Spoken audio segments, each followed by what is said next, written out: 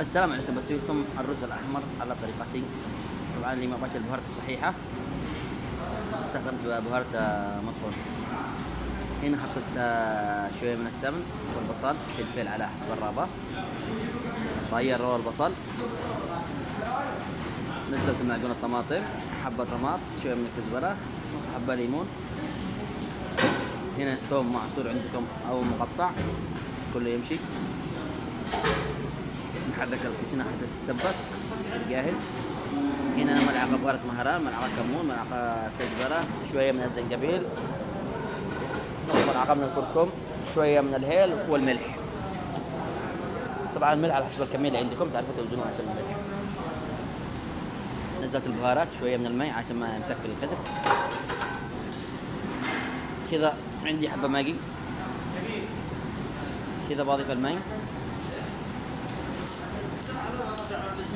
بغطي عليه مدة 15 دقيقة حتى يتسبك الكشنة مع الماء. سبكت الكشنة مع الماء.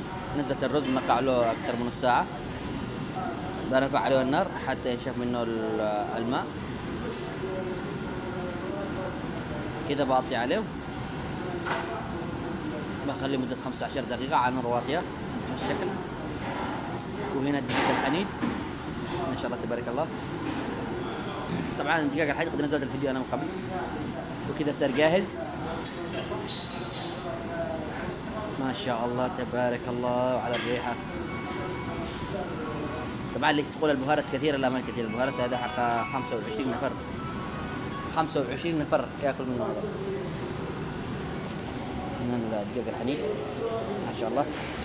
لا تنسون الفولو واللايكات واعطوا رايكم في التعليقات، وانشروا الفيديو وسووا له فيديوهات عادة نشر. تحياتي لكم.